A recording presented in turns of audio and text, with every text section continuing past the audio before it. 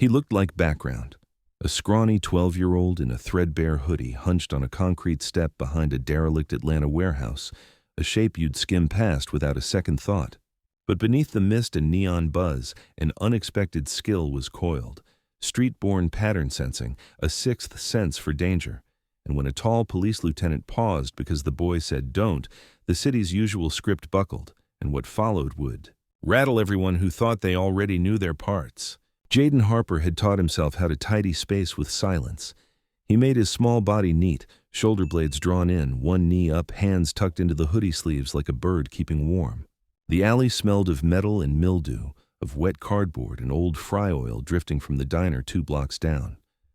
Somewhere beyond, a refrigerated truck rumbled, then stuttered off, and the damp settled again. He'd been invisible for so long it almost felt like a skill. If they didn't see you, they didn't ask questions. The concrete pressed its cold up through his jeans, the chill something solid to hold on to. He counted breaths. It kept the memories from flooding him in snatches, the way they tended to near dawn. The warehouse, brick with the mortar crumbling to chalk in places, had a side door warped by years of summer heat and winter rain. Jaden knew the door. If you pushed on the top right corner first, it gave without complaining. He knew the way the rust chewed through the bottom hinge. He knew the hinges scraped like a bored cat. An hour ago, he'd watched 2 men in cheap work boots and a third in expensive sneakers slide inside. He'd smelled the tang of gun oil, seen the squared-off bulge of a sawed-off under a coat that hadn't fitted its owner in a decade. The men moved like they'd practiced moving wrong, too still in the shoulders, eyes checking reflections. He'd felt his scalp prickle with that quiet alarm his mother used to tease him about. "You see everything, Eagle Eyes?" she'd whisper, tapping the brim of a baseball cap she'd found for him in a church donation bin. "Everything but your own worth." And then smoke, shouts, the warehouse down the block alight like a bad sunrise, the smell of burning plastic and paperwork, her hand pushing him toward the stairwell, "Go," and the sound of a roof sighing before it fell. He swallowed, tasted ash burned into memory. It had been 9 months. The smell didn't leave. Boots on wet pavement came clean and even, not the scuff of a man who didn't want attention. Jaden didn't look up until the boots stopped. A white police officer in a pressed uniform passed through the cone of a street lamp and into the alley's milky shadow. The light replaced his badge with a flat gleam. His left hand rested easy on the curve of a holster, like it had learned the grip years ago and never forgot. Lieutenant Thomas Reynolds didn't look like the men who came down these alleys after hours. His gaze went straight to the warped door.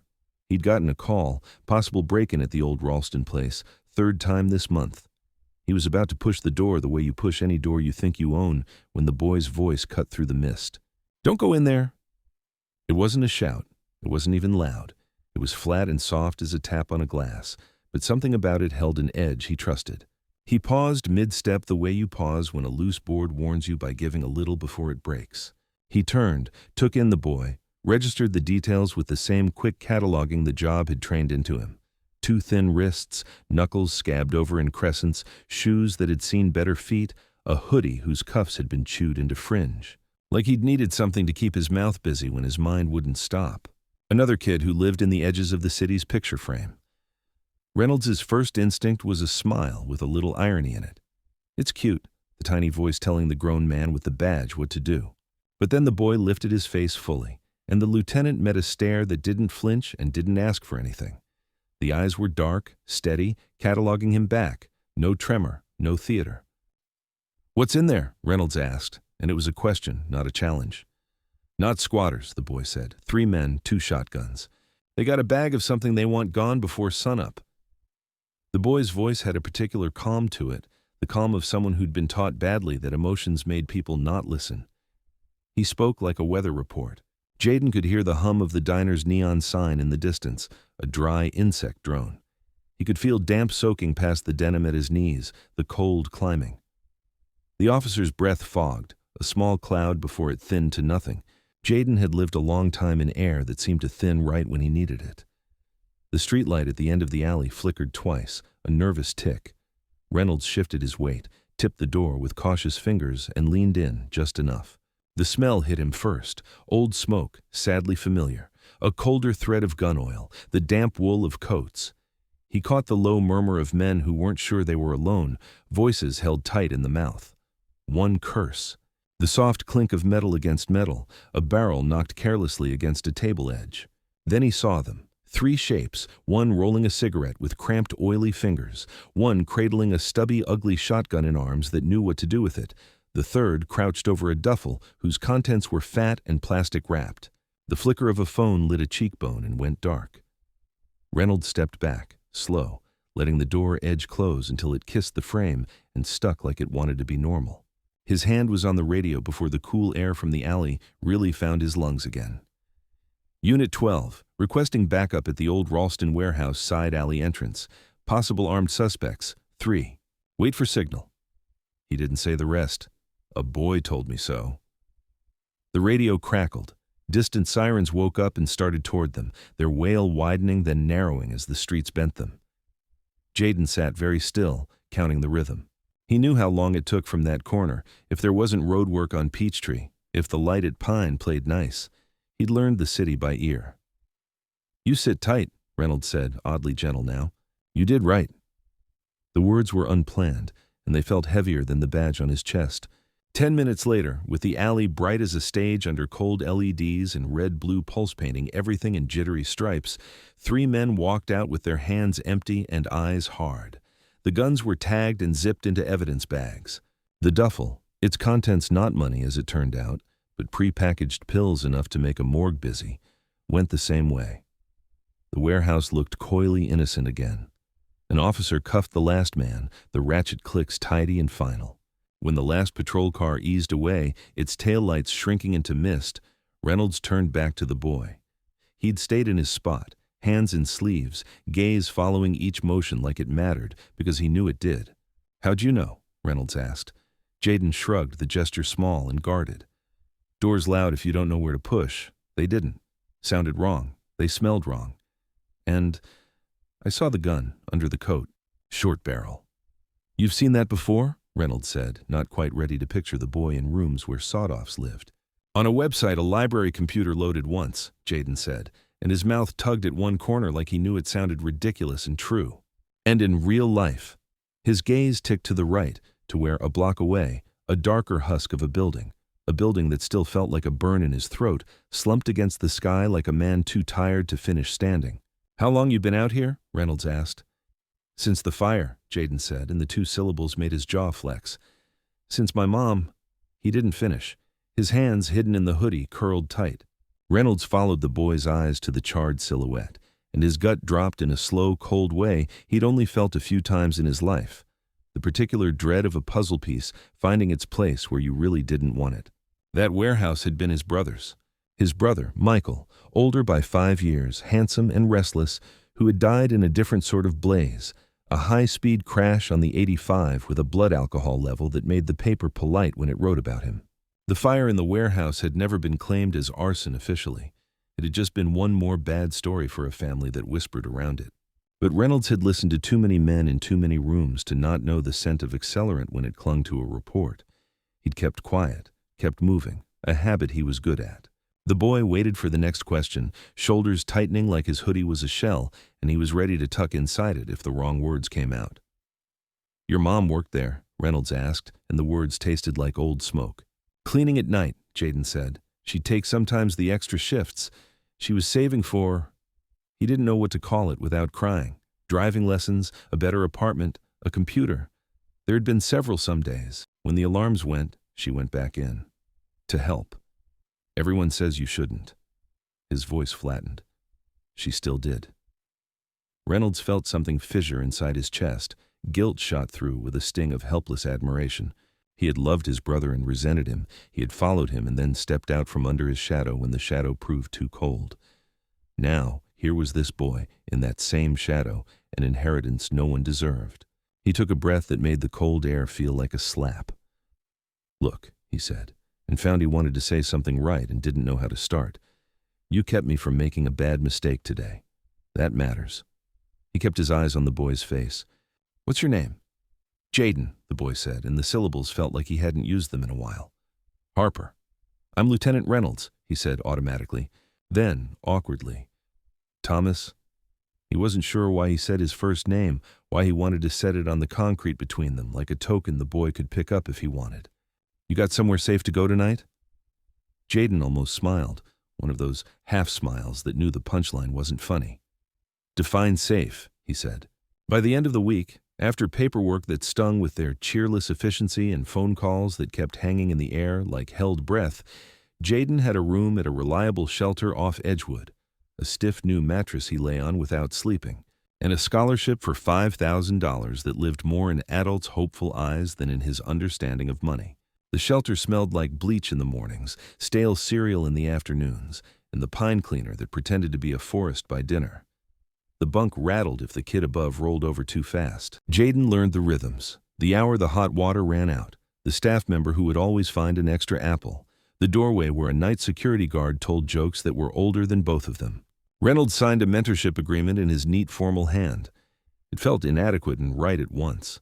He stopped by the shelter twice a week, sometimes with paper bags of burgers that sweated grease into the bottom until the bags went translucent, sometimes with nothing but a quick, "You good?" and a look that meant, "I'll keep showing up if you keep showing up." On a particular evening, when the heat lay on the city like a damp towel and the crickets seemed to saw at the night with actual blades, he drove Jaden to a certain quiet place that wasn't quiet at all. His house. On the porch, they split burgers while a box fan grumbled in the window. The porch boards were warm under their sneakers. Moths battered themselves against the porch light in soft thuds. Reynolds went inside and returned with a small velvet pouch. He hesitated. "This was my brother's," he said, and his voice had a rasp in it he didn't disguise. "His badge. He was a cop before he wasn't. I've kept it because I didn't know what else to do with it. I'm not asking you to carry what came with it. He stopped because he had never been good at making feelings tidy. "I want you to have it, as a promise. Mine to you. You to yourself."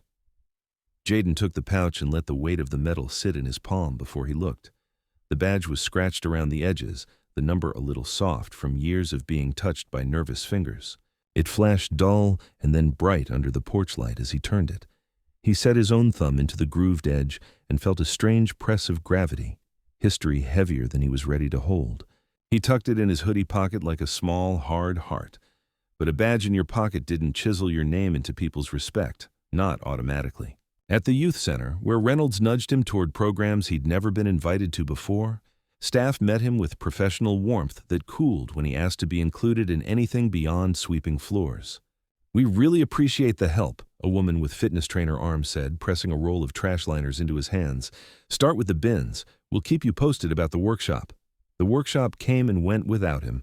"Must have been a mix-up," someone said, shrugging, eyes sliding past him toward the man they were actually talking to.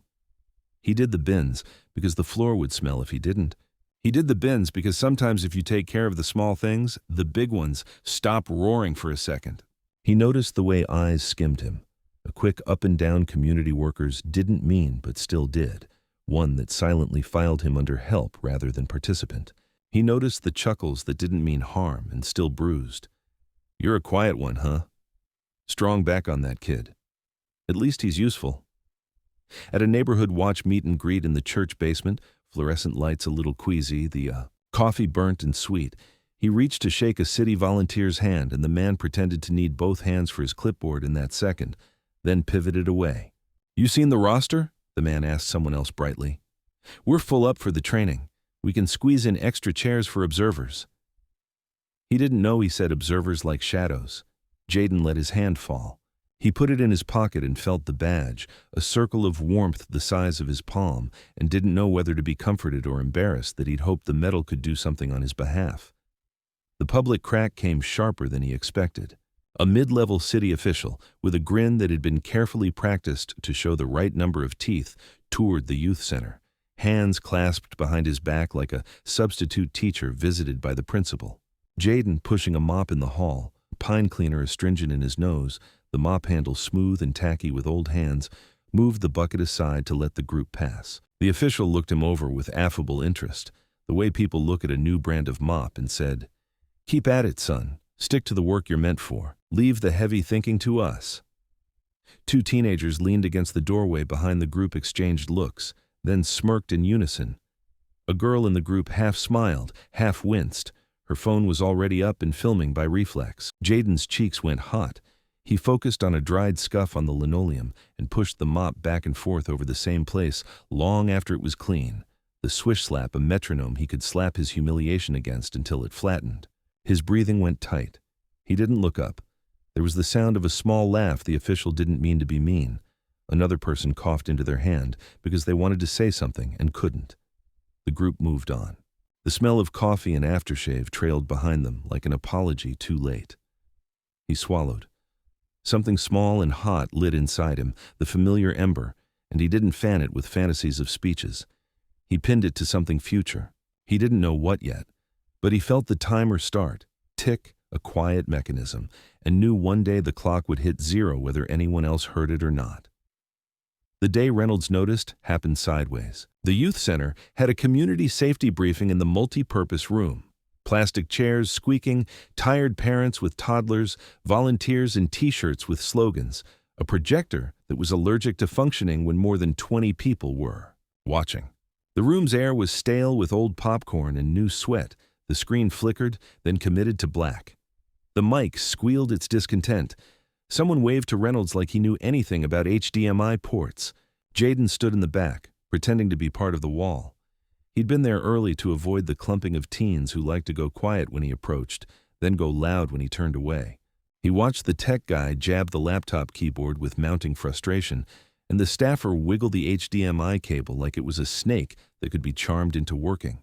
He could feel the room's patience thinning by the texture of the air, fidgeting, murmurs, a baby winding up to a howl. He set his mop aside. The handle thumped softly against the cinder block wall. He moved forward through the little open aisle that formed when the room unconsciously decided he was allowed to pass.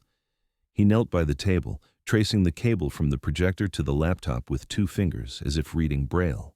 He checked the input menu, tapped a key sequence that disabled the laptop's external display lock, reseated the adapter, then hit a volume reset on the amp that lived behind the metal grate like a creature kept in a too small cage. The mic hush-hummed, then steadied. The projector blurted, blinked, found itself. The opening slide filled up with the title so big it felt silly, Community Safety Initiative. The room made an involuntary sound, a mix of relief and surprised laughter, as if a magician had plucked a coin from behind a child's ear. He stepped back. He didn't grin. He didn't want applause. He wanted to not be noticed just long enough to get back to the wall. But he felt eyes turning. He felt Reynolds's gaze like a hand between his shoulder blades, gentle and firm. After the meeting, Reynolds found him by the stack of chairs he'd started straightening. "Where'd you learn that?" he asked, and his voice wasn't the voice he used with kids. It was the voice he used with colleagues, level and interested. "Library computers," Jaden said. "Shelters. You learn to fix it or you don't get to use it. Wires talk if you listen. Ports, too," he added, almost apologetically. "And YouTube. When the Wi-Fi cooperates." Reynolds felt the click again, that fit that came when a pattern showed itself. "You ever think about how your brain does that?" he asked. "Seeing the wrong thing before it breaks, knowing where to look before anyone else knows there's something to see." Jaden shrugged. "I taught myself so no one could say I wasn't enough," he said, hearing his own words come out with a flinty edge that embarrassed him. "Not smart enough? Not worth it. I can't make people nice, but I can make broken things work." Reynolds nodded once, like a man who'd just decided something and would not be undeceived. "I have a thing," he said. "A pilot for events, hazard spotting, route mapping, comms triage. You'll be a volunteer. You'll wear a plain T-shirt like anyone else, but you'll be the first set of eyes I trust. You in?" Fear had a taste, like old pennies under the tongue. Jaden tasted it. He saw the possible snickers, heard the neat condescension. Leave it to the big kids. He pictured the official's smile. He pictured his mother's hands, cracked from detergent, but warm. He felt the hard circle of the badge in his pocket, the edge of it making a dent in his palm. He nodded. "Yeah." The first test came faster than his nerves had time to argue themselves into a win. A Saturday street festival laced the block with bunting and sugar, cotton candy sweetening the air, generator exhaust a bitter counterpoint, fried dough oil blooming into the sky. It was already hot by mid-morning. The sun slid along brick like butter. Music thumped. Kids shrieked in the exact frequency that made your shoulders climb without your permission. Reynolds gave Jaden a laminated map dotted with tiny stickers. "Routes," he said. "Watch for bottlenecks. Look for anything that sweats," he added, meaning, without having to say it, 100 possible dangers. Jaden didn't make it a hero mission. He made it a scavenger hunt, eyes hopping, noting. He saw a vendor's generator tucked under a fabric tablecloth, too neat, too hidden. He saw the heat shimmering off it in small, visible waves. He saw the sloppily coiled extension cord lying in a puddle someone had created with an overturned water bottle. He felt his scalp prickle. "We should cut that," he said, only to the air at first, then louder, to Reynolds. "Now." They moved. He ducked under the table, flicked the power with a finger whose nails were bitten short. He yanked the cord clear of the water, teeth clenched for the sizzle he hoped wouldn't come. It didn't. A volunteer yelped, "Hey!" because losing power meant losing money in their mind. Jaden looked up and didn't try to argue about money versus everything else. "It's going to burn," he said. "You'll lose more." Fire Patrol, positioned 2 tents down in a shirt that made him look like he worked for a softball team, came over with a measured swagger, then changed his face when he saw the setup. "Good catch," he said, almost reluctantly. He gave Jaden a pat on the shoulder that smelled like cigarettes and leather. Behind them, a toddler dropped a funnel cake and howled at his bad luck. Word got around the block fast. Later that day, a drone, a cheap one, drifted too low over the crowd, its frantic bee-whine making heads tilt. Jaden spotted the controller in a teenager's hands, the look on his face a mix of intent and boredom. "You can't," Jaden started, then checked his tone and tried again. "If you push it left, the wind over the tents will snap it." He kept it simple. The teen blinked at this stranger who spoke physics like gossip and then handed over the remote. "You do it then." Jaden guided the drone up, out, down, a clean arc, the crowd's small murmur almost a cheer when the plastic thing landed without decapitating a helium balloon that said, "Happy Birthday, Tyler." There were jabs, of course. "Reynolds found himself a little mascot," someone said in the kind of voice that assumes it will always be shared in safe rooms. An email went out to volunteers with event details, and Jaden's name wasn't on it. "We forgot you were on the list," a coordinator said when he asked, the smile too sweet. "You don't have an official role, right?" At a table where assignments got handed out, a man placed 2 clipboards and then moved both away before they reached Jaden. "We're full up," he said. "I'll text you if we need extra muscle." Jaden took a breath that tasted like he was underwater and nodded. He held on to the work. He kept showing up. He taped down cables with the neatness of someone who had once tripped and learned the lesson in shin-skin. He rerouted foot traffic with sawhorses and a calm voice. "This way, faster, thanks." He noticed where someone's anxiety was sitting before they did, and handled it gently. He listened to older volunteers who had seen things and didn't want to be talked around like antiques. Slowly, they addressed him by name instead of, "Hey, kid." Quickly, the new ones watched his hands to see how he did it, how he mapped a space without a line on paper, how he placed people so they caught the light when they needed it and stayed out of it when they didn't. "Did you see that?" Reynolds' partner muttered one afternoon after a week where Jaden's notes had quietly restructured a chaotic plan into a clean one. "They're orbiting him." Reynolds didn't answer. He felt the strange mixture of pride and protectiveness fill his throat. He recognized a pattern here, too. A boy becoming the gravity in a room that once made him weightless. Jaden still counted seconds between the claps of thunder in his life. He still flinched sometimes when someone reached into a pocket too fast. He still slept with the badge under his pillow, his fingers finding it in the dark like a bead on a prayer rope. Imposter thoughts came in the late hours, that ugly choir. "You, really? You didn't earn this. You were handed it because you look good in a brochure." He heard the words others didn't say out loud, but still said, "Quota, poster, optics." He answered by arriving early and leaving last, by doing the math out loud so anyone who wanted could check it, by handing wins to other people and not rewiring his face when they took them. The stakes clicked higher in small increments. A dignitary visit, a concert where the fencing had been borrowed from a company that didn't believe in the concept of a straight line. A heat advisory day where the crowd hummed like a beehive with thirst. Jaden took it in, his brain flipping through hazard flashcards faster than his breath. He remembered the fire. He remembered how long smoke took to make a room unmanageable.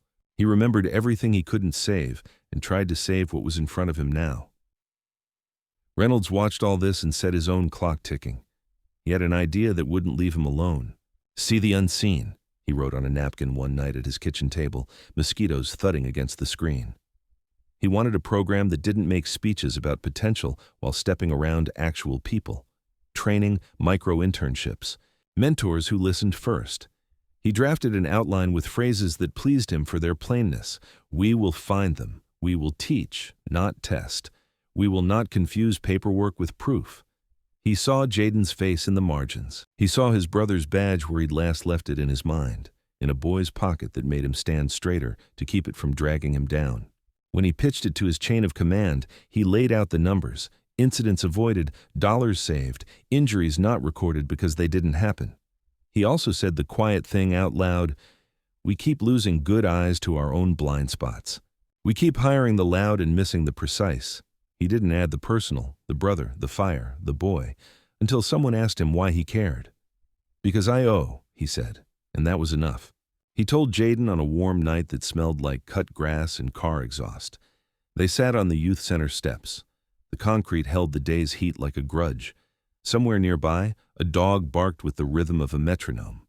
A sprinkler clicked on, then hissed a circle into a patch of dirt more brown than green.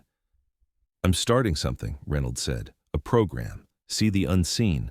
I want you not just in it. I want you as the reason it exists." Jaden looked at him. The imposter choir tuned up as if at a cue. He felt it like pressure behind his eyes. "I don't have the right papers," he said. "Not the right school. Not the... people like me don't get to..." He stopped because his chest felt full of lint and static. "And people will think you picked me because it looks good. People will think what their imaginations can afford," Reynolds said. "What I know is this: results decide, not labels. You have them. The rest can catch up." He feared anyway. Fear doesn't need reasons. It uses you for its own. But he thought of the badge, the way it warmed in his hand like it wanted to be part of a pulse again. He thought of his mother, her last voice a shove and a promise she hadn't had the chance to speak. He nodded. They had a deadline: the Autumn Civic Summit. 3 months to build a curriculum, gather mentors, convince a city to care beyond a press release. The clock in Jaden's body started again. Tick. He could hear it during meetings, in the dry rustle of agendas, in the squeak of markers on whiteboards. The center's conference room transformed into a workshop: folding tables, extension cords, coffee cups that grew rings like tree trunks as days layered. He crafted slide decks with fonts big enough to be kind and examples sharp enough to be undeniable. Reynolds recruited paramedics who had seen everything and could talk gently about how not to see certain things again, because someone noticed sooner. A retired building inspector who could glance at a ceiling and tell you where it would fail and why volunteered, because she said the boy reminded her of her younger self, too stubborn to be properly noticed. A librarian whose hair had gone entirely silver in 6 months of pandemic stress came in to teach Search Like a Human Lie Detector. Rumors arrived like postcards from those who never visited. Cute. Reynolds in his charity case. Optics are great, results? We'll see. Someone in a department meeting said, "Diversity checkbox," and smiled when they thought the door would keep the word from traveling. It didn't. An email with the subject line, "Welcome to the team," forgot to include Jaden. "It must have hung up in drafts," the sender wrote when he asked.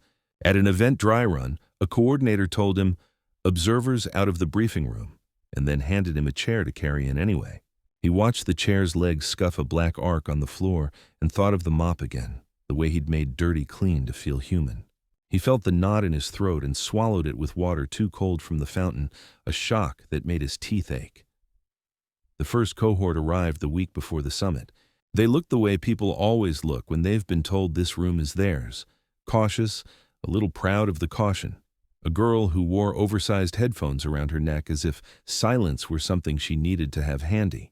A boy who couldn't stop bouncing the toe of one sneaker, his knee making a jitter that moved his whole bench. A woman in her 40s who worked nights cleaning offices and had the sharpest gaze in the room. They sat with hands on knees, eyes on Jaden, small nods when he spoke that made him speak steadier. He showed them pictures: a generator under fabric, an exit blocked by a temporarily stored stack of chairs, a vendor's knife left blade up under a napkin. "Where does your eye go first?" he asked. He made them walk a taped-off maze he'd constructed, ladders laid at wrong angles, cords in wrong shapes, signage pointing the wrong way. He taught them to feel a room with their feet, the way slick tile lies to your shoes, the way a rug wrinkles when it hides cords. He taught them the smell of danger because he had learned the smell of loss. "What does overheated plastic smell like?" he asked, and they wrinkled their noses and said, in unison almost, "A toy melting in the sun." He felt a flash of joy so strong it scared him. They got it. He wrote their names on the board and added little notes next to them like he'd seen good teachers do. Mel, fast patterning, needs to trust it. Quan, great at de-escalation, use him near entrances. Soraya, works while quieter, must be empowered to speak. He kept his voice low and his examples clean. He didn't talk about the mop in the hall. He didn't talk about the official's grin. He kept the story tidy for them because they would bring their own messes in, and he didn't want to crowd them with his.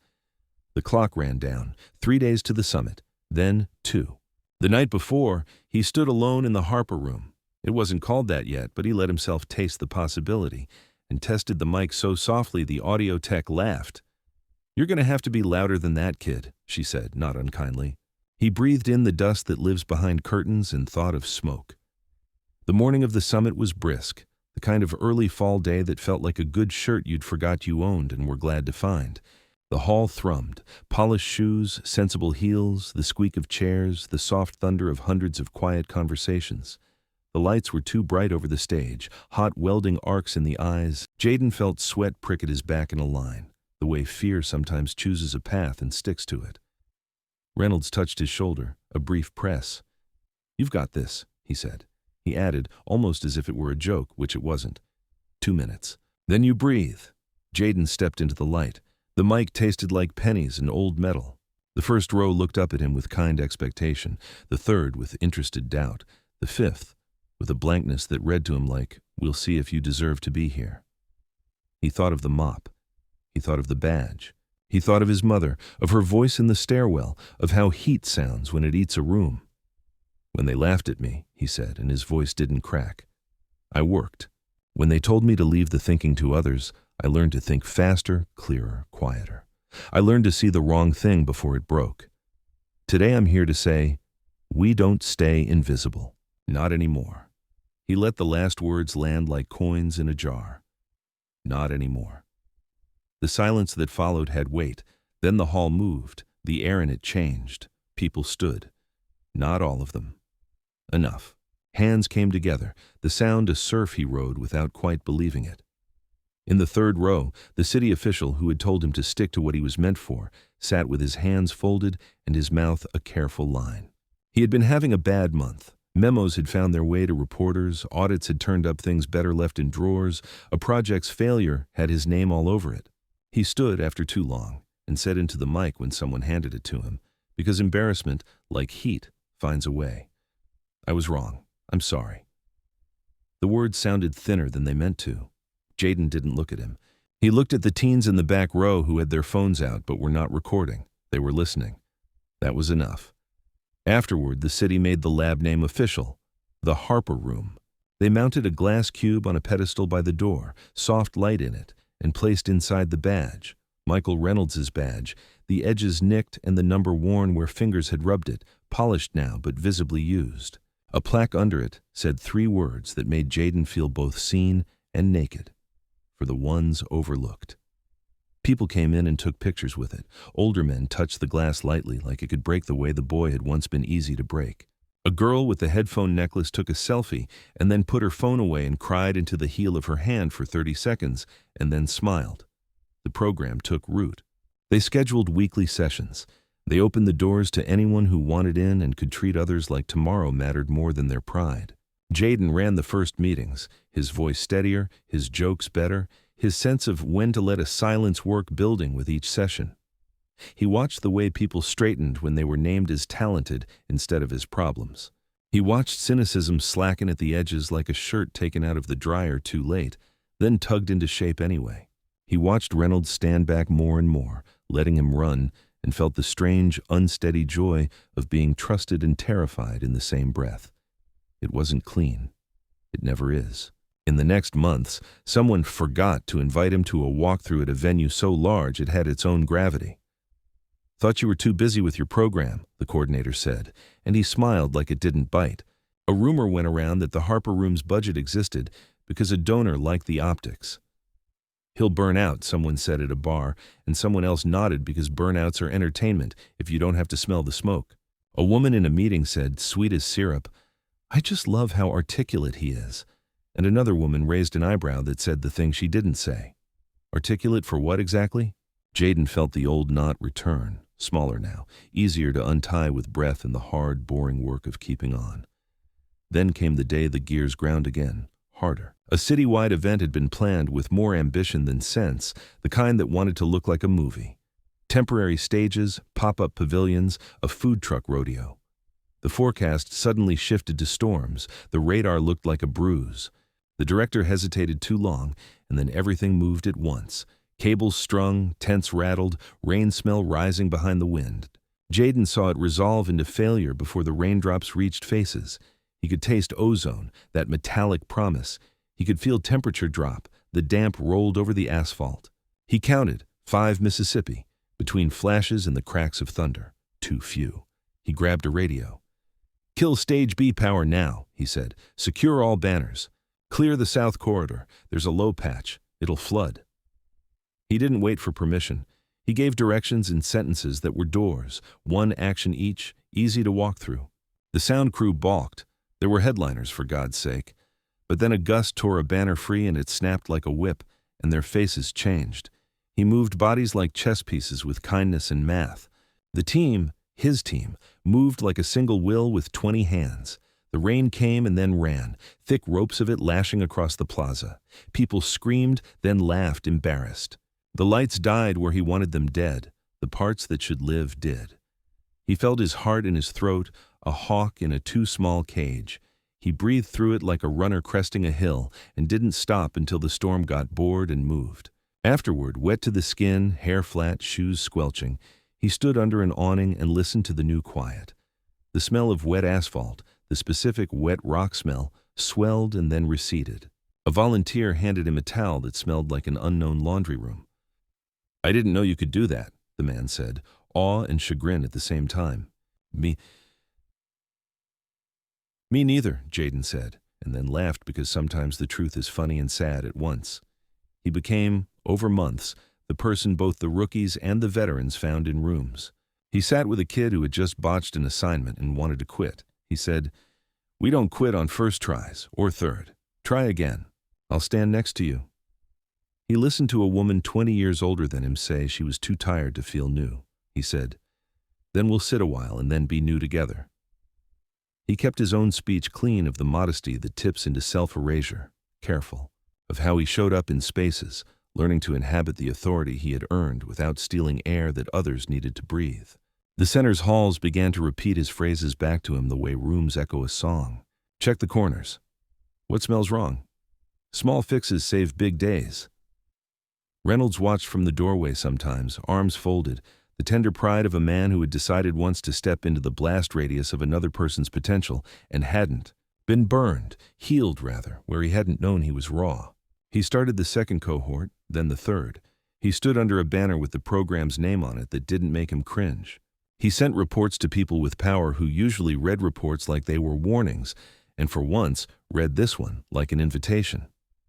The city official who had first mocked Jaden found himself the protagonist of a different story. An investigation into misuse of funds ended with a public hearing. He stood at a podium in the same hall where Jaden had said not anymore and told a story of oversight that wasn't credible even to his own mouth. The murmur in the audience held boredom in it, that particular boredom that is also disgust. He resigned 2 days later. The apology he sent by email to the youth center was 5 sentences long and too carefully written to be sincere. Jaden read it and didn't respond. He didn't need to. That was never the point anyway. The symbol, the anchor, took solid shape. They unveiled the Harper Room's new sign, the letters clean, the metal cool under Jaden's fingers when he touched his own name and felt both proud and imposter sick for a second before breathing it down. In the glass cube, the badge sat on a small stand. People asked about it. He told them exactly the truth and no more. It belonged to someone who made mistakes. It was given to me by someone who wanted to see something done right. I keep it here so I remember where I came from and where I promised to go. Visitors touched the glass like it was a wishing well. They left notes on a corkboard by the door. I was a janitor before I became a nurse. I was a dropout before I was a teacher. I was wrong about someone. I am trying to be better at seeing. On an ordinary night months later, when the air had that sharp Midwest kind of cold that sometimes visits Atlanta just to be rude, Jaden found himself alone in the Harper room.